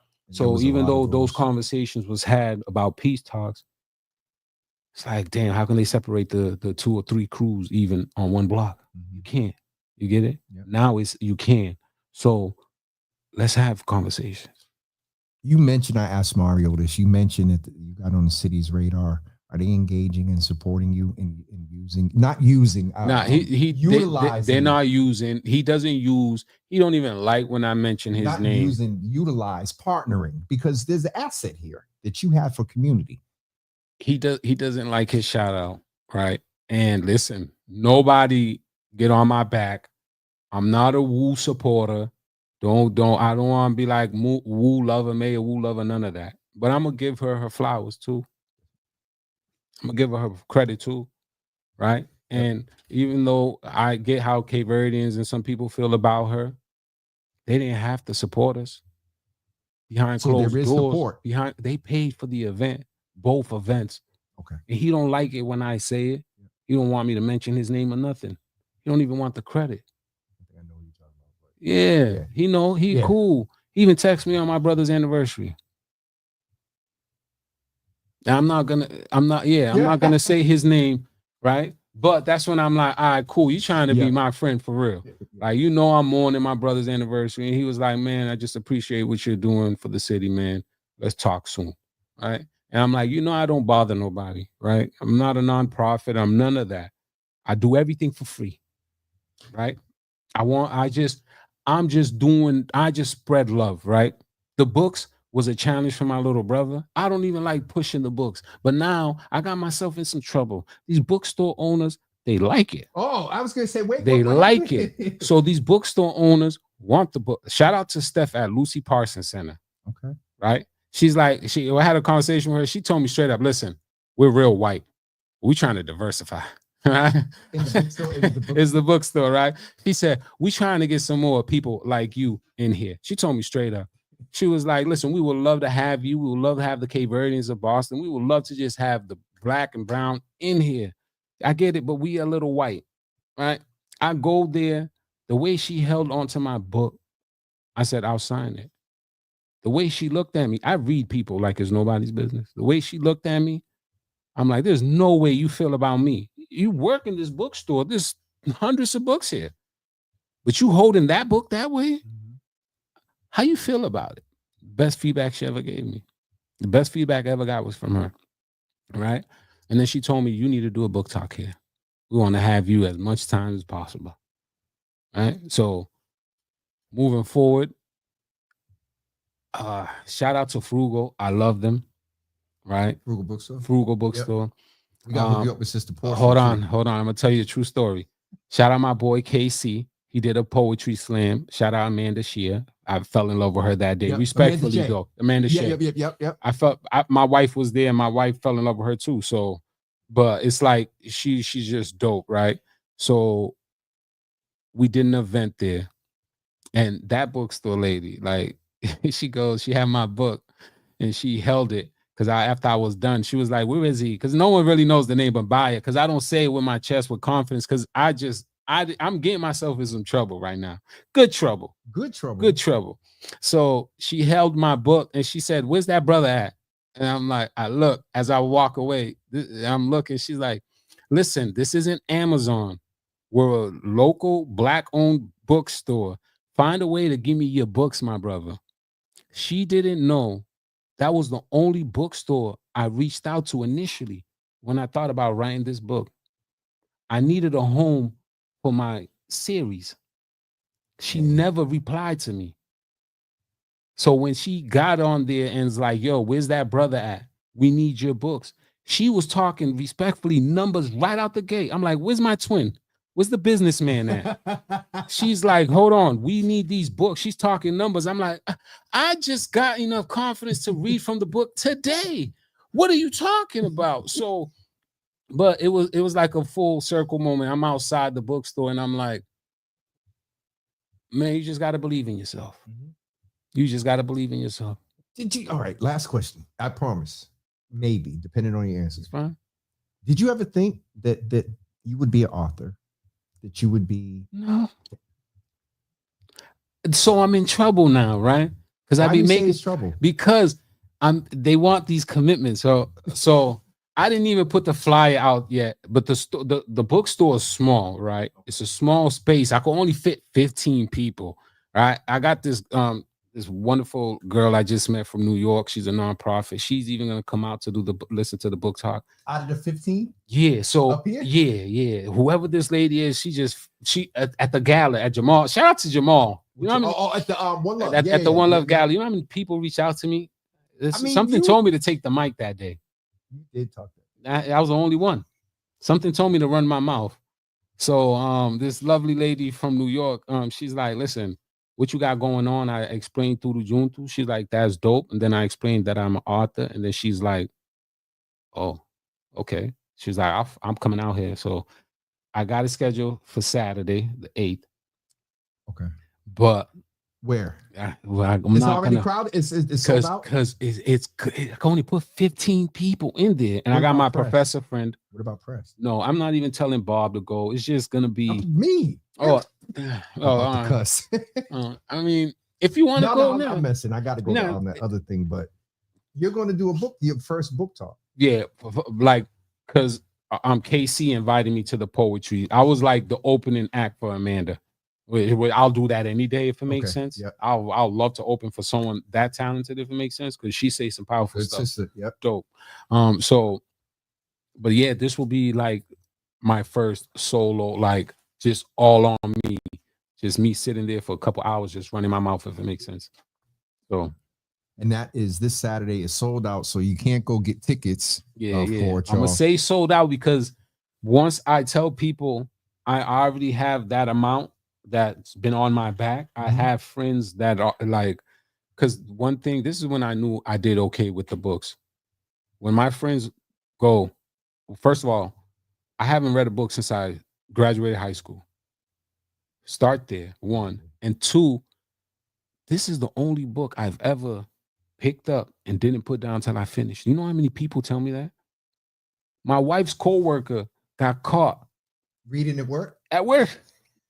They all love it. All her coworkers. Is it novelish or? It's about 50,000 words. It's, not the words. Tell me the pages. Yeah, it's 252 pages. Oh, that's not. It's not bad. It's a quick read. It's 28 chapters. You know, I've been asking about Audible.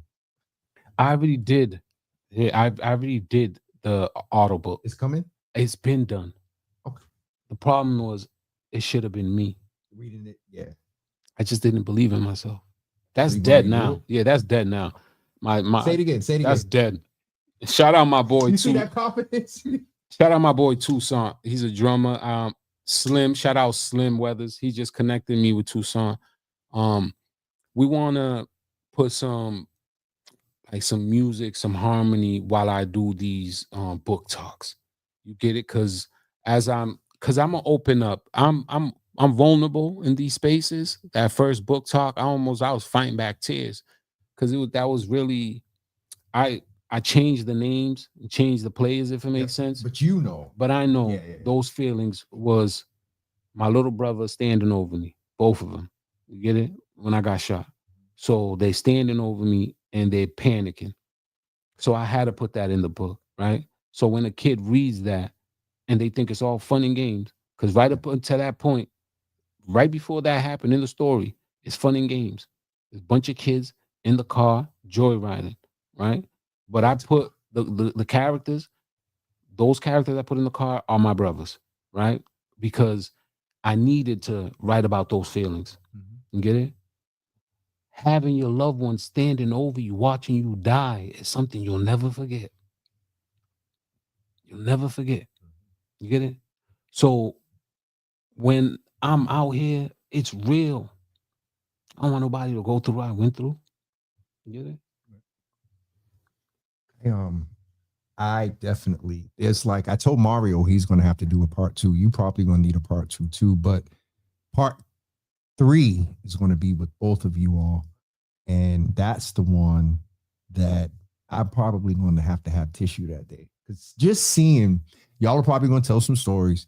but just to be able to be, have you been around them when they're physically? Yeah, And it's crazy. Listen, when When you see me and Mario together, if you like again, because he's not playing, just like I'm not playing. It's all real. Yeah. But you see me and Mario together, it confuses you. If you ask, if he opens up and be like, yo, you get it? And then everybody be like, well, how? I don't play. You don't play, but that's the example that because the thing that comes to mind is if y'all can do it, yeah, yeah, it was a lot of blood between us. It was death between the family. Yeah, some of my worst memories are because of his family. Vice versa. Yep. Now y'all. So if we can sit at the table together, it don't mean all of us have to be at that table. But as long as we're in agreement, let's leave this shit alone. Okay. I'll close with this and say there's this thing that we don't have to be unified, but we can unify. We need to. Azara Mendez. She says that? I'm gonna tell you what she said to me. She said, we should come together. She said, she's the one that planted that seed anyways. To my little brother. Because she does a lot of outreach, right? So she went to the prison, right? That's part of the Globe story. So I can't go too much into that because that part is in the story, right? So I'm gonna leave that out. But just know the conversation with me and her was real. Get it? It was real. I was there just owning up to everything. I didn't sugarcoat nothing. She hugged me about 30 times. She hugged me about 30 times. She said, we don't have to sit at the same table, but we can come together. Looked at her because she called me handsome. We sitting at the same table, Azara. Like one day, me and you, we're gonna sit at that same table. Okay. And I believe that. Yeah. And I just kept, we couldn't we was there for a long time. Listen, we was having a moment, me and her, respectfully. Like we kept hugging each other, and I'm like, who's gonna leave who first? You get it? We acknowledge the back and forth. We acknowledge my brother and her son, they shared the same death date. We was there, we spoke about it. And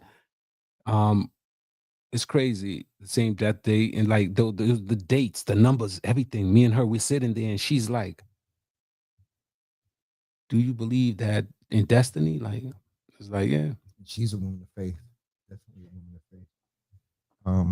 Was that why he's get ready to wrap it up?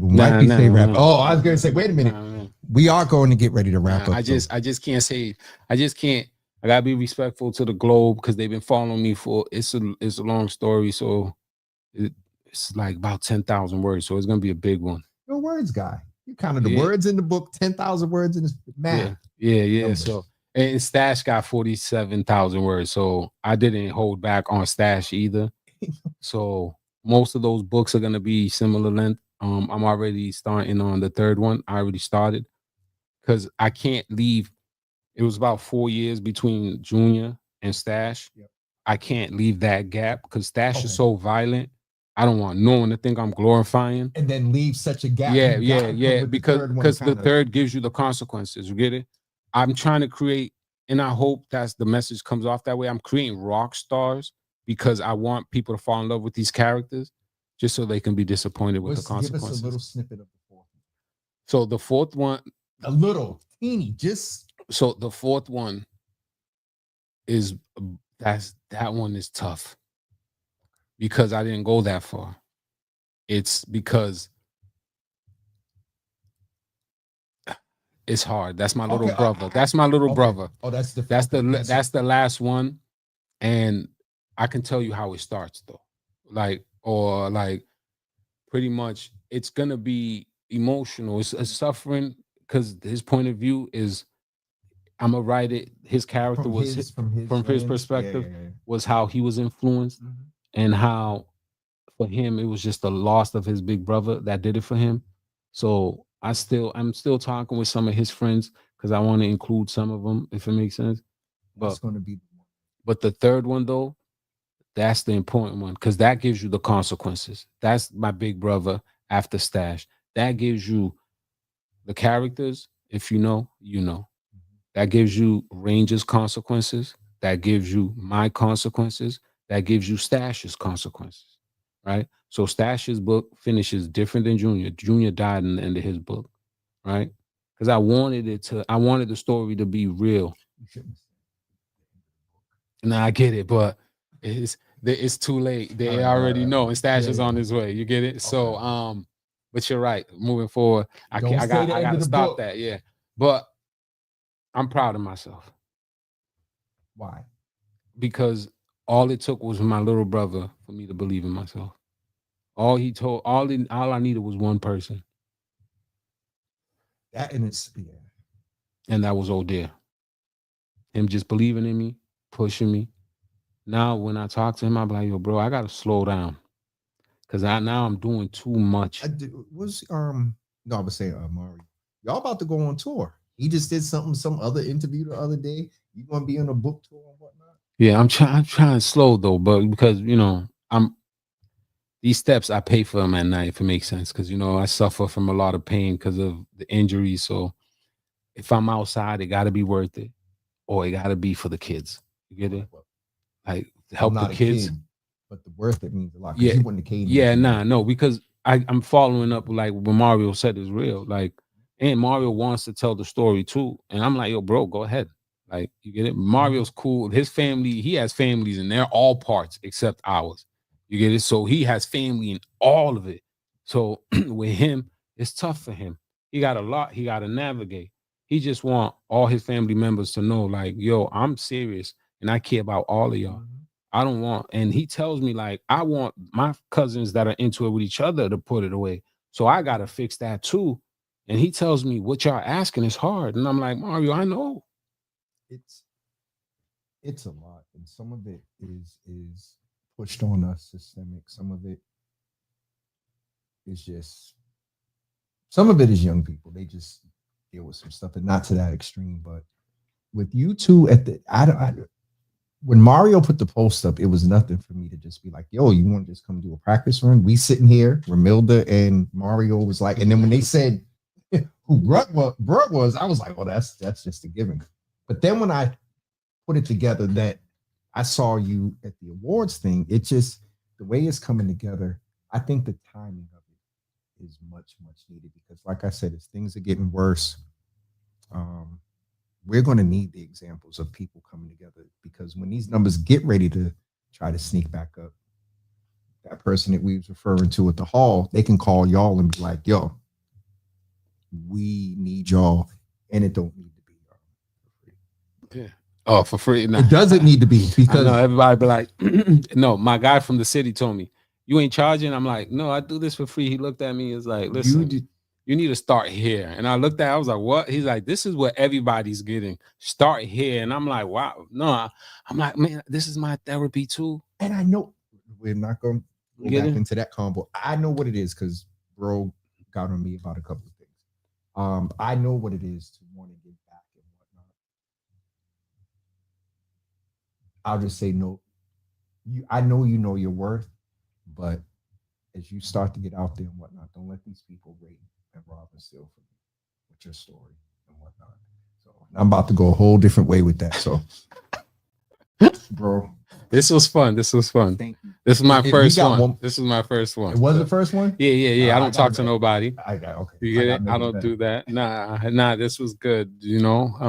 Shout out to Mario, man, and we got a few comments. So I have a whole bunch of mothers. We can do some of those if you want before we go. It ain't no questions. It's all Father, keep him covered. Appreciate that, definitely. You get it. My mother is in here. It's morely the prayers and stuff. Instagram. All prayers are welcome. The real Trey. The real shout out to my guy Trey. We do men's focus group. I couldn't do it today. We do it every Sunday at 7. It's free. It's Zoom. If you guys want to join, we just go there. A bunch of the guys from the city. We talk about men. It's a focus group, things we're dealing with. So shout out to Trey, man. Trade the realist. I think that's his name. That's my guy. A lot of folks were over, pretty pressure, pretty pressure P31. We was victims first. She was agreeing with you there. There's a few over there. All right, folks. We're going to get ready to wrap up, but we'll put the link out for Milton's book, the one that's already out, and then we'll put the link out for the second one that's coming out on March 1st. And we'll be back tomorrow at 10 a.m. And don't forget, we got Rob. You been to Hugh? The club Hugh? I've never been to a club in the city of Boston. Some of them now. I gotta say, oh, the little dinner spot. Like, yeah. See, sometimes they be sneaking me out in public, right? They know I don't, because I don't want nobody to think I'm out here celebrating anything. I don't have nothing to celebrate out here. You feel me? No, now I'm starting to do positive stuff, so I get that. But before seeing me outside, what am I celebrating? What am I celebrating? Yeah, no. I'll party in the house. You get it? Sometimes people cause problems by just going outside. When you're so active, stay the fuck out of fucking public community spaces. Like, start there. Like, you bringing all that shit there, and then it's like, no, stop. There was a couple of posts where one of the old youth workers, Bum, was like, if you know, like, don't go to this event or don't go whatever, because you're bringing, kind of that noise. Not saying no, but they're not lying. Else. Yeah, it's real. So I guess I'll say this, and then I'll go. Yep. The one thing these kids need to realize is this: the more work you put in the city, eventually you will find your name on a list. You will become a trophy. Yep. The government, I'll tell you what a trophy means. The government or the oppositions want you. That's no way to live. So what are you doing it for? The more work you put in, you become a trophy. I've never heard no. And in the city of Boston, once you become a trophy, everybody wants you. Because killers chase killers in my city. Once you become a trophy, you're on everybody's list. You can't live the same no more. You can't party. You can't go out and about. Mm-hmm. You get it? So out in the city, when there's people in random restaurants, this and that with family, and everybody be like, whoa, what happened? Why'd they shoot up the restaurant? It's because he wasn't outside in years, and they finally got him. He's a trophy. When you're a trophy, they don't give a fuck where you're at. So what are you doing it for? The more work you put in the city, your rep only grows. I have cousins that can't go nowhere. So what are we doing it for? Enjoy your life. Have fun. Go to those clubs. Go to those parties if that's what you do. I've never been to a club. And if I was there, my wife snuck me in and I didn't realize it was a goddamn club. What's the final thing we need to do? Tudu Juntu. There's nothing wrong with it. Tudu Juntu. Tudu Juntu, yeah. Tudu Juntu. Say it again. Tudu Juntu. There's nothing wrong with it, man. It's a bunch of brothers who have suffered. A lot of them are lifers. They're battling. They decided to come together. And why? No, what's not real about supporting those type of men? Don't tell me what I'm doing is corny. I think I'm doing real shit. Okay? I'm looking to see what's coming next. So I can tell you what the vision is, but this is far away. The goal, like I told Mario, this is why the toy drive was an indication. Okay? Because the toy drive is the first time every Cape Verdean community was outside and nothing happened. Okay? So the ask is to throw. I told Mario, he looked at me like I was crazy. I said, you got to think crazy. You got to think big. Why not? Throw the biggest block party in Boston history. From the corner of Geneva and Bowdoin. Yep. All the way through Hancock and stops. Stops because we can't cut off all that traffic. It got to stop at the Strand Theater. Right so there. All the way down Hancock. Yeah, Hancock, Rotary, all the way to Rotary. So we can do that without taking up. We're not really blocking traffic that way. You can still hit Blue Hill, Columbia Road, all of that. So that's why I got to stop there. So why don't you advocate? That's what we're trying to pull together. Contact the city of Boston. Hold on, advocate listen, for my open brother. I streets. just hold on Okay, sorry. again. I just don't talk too much because when I talk to people, they just don't like to say too much. But once I mentioned that, Mario's like, "Yo, bro, that's a tough ass, bro. Like y'all are trying to come together, and then you trying to celebrate. Like it's not about celebration, right? It's about the ones we lost. Can we give them one day? Peace. Not for me. Mhm. You might have lost a brother. You might have lost a cousin. Well, let's do one day for them. Mhm. I think that's doable. But we would need proper conversations. Yep. That's why Mario's important. Those are all his cousins. You get it? Yep. So have conversations, and then maybe down the line in the future, we can really have a day for the ones we lost and for the future we're trying to envision. Make no mistakes. I don't want my son anywhere near the bullshit I had to go through. Nah, he has a wonderful smile. He's pure. He's innocent. You Mhm. go around him. Got a Everybody bunch of loves joy. him. I want to protect that peace because mine's is gone. Mine's is gone. I want to protect his. I believe yours is coming back. It is Gonna through be the back work fuller. because of this work. Yes, sir. But It's coming. Mhm. Now you just been a victim, right? Everybody talks to me for hours. And sometimes we gotta stop, pull away. It's always I think It's 10 o'clock. Okay. Mhm. All right. We'll see y'all tomorrow at 10 a.m. Have a great day or a great evening, y'all. And my mother said one day that, you done got on my mother's radar. yeah, that's love. So that's good. All right, y'all. We'll see y'all tomorrow at 10 a.m.